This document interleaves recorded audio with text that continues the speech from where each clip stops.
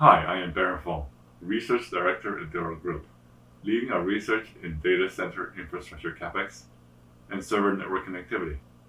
It's been really exciting to see in just a few short years how far we have come along in the areas of compute and network connectivity.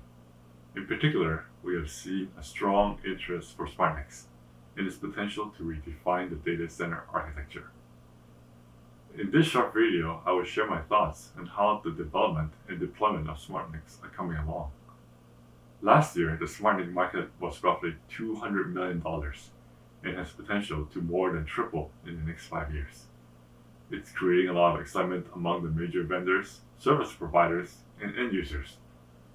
To start off with, what are SmartNICs and how do we define this segment? Compared to a standard NIC, SmartNICs are high-end network interface cards with an onboard processor, memory, and storage that goes into a server. You can look at a SmartNIC as a server in front of the server. This processor could be a programmable chip such as an ARM SoC or FPGA that could be tailored for a specific function such as providing security isolation to the server, optimizing packet flow, or shaping network traffic. These programmable solutions process various network and storage services and help to relieve or offload the CPU of these tasks. This helps us free up the CPU cores to run business applications and increase server utilization overall. Today, the biggest adopters of SmartNICs are some of the major cloud service providers such as Amazon and Microsoft, which have deployed their own self-built SmartNICs in their own data center. As these cloud providers continue to scale up the data centers, SmartNIC gives them the ability to optimize their network stack through continuous software optimization. In the near term, we see the cloud as the most attractive segment for SmartNICs. So how do we expect spending on data center equipment for the cloud providers to unfold this year? Well, despite of recent market disruptions from the COVID-19 pandemic, we are still projecting the Tier 1 and Tier 2 cloud segment on track for near double-digit growth this year in data center capex. We have seen a surge in cloud demand as enterprises shift their workforce remote. It is a lot easier and flexible to reprovision IT over the cloud. In terms of how this capex is allocated, roughly half the data center capex is on servers and storage, which would translate to considerable opportunities for SmartNICs. The balance of this capex would be on facilities and networking equipment.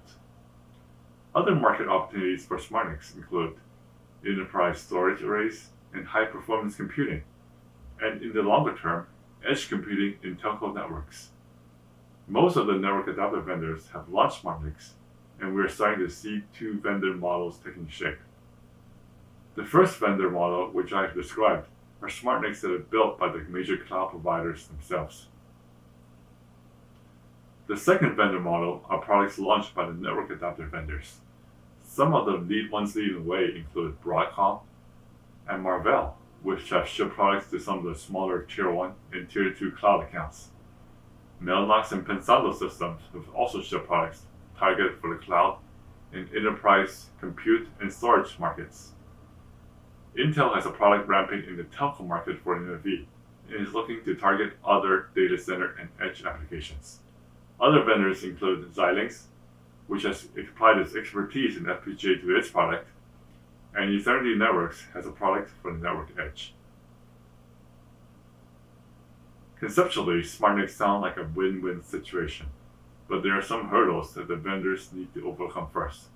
I think that one of the biggest obstacles thus far is that it is time and resource intensive for end users to program SmartNICs.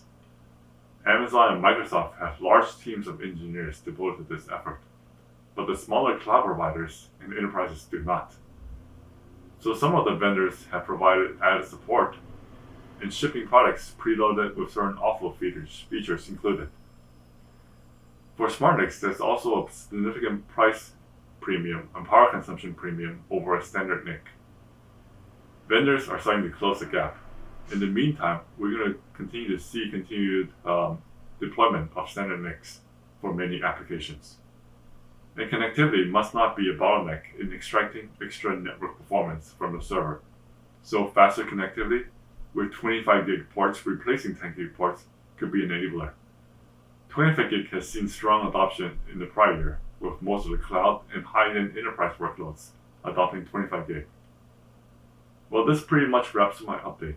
Thanks everyone for listening, and stay tuned for more updates in the areas of data center infrastructure and server connectivity and SmartNICs.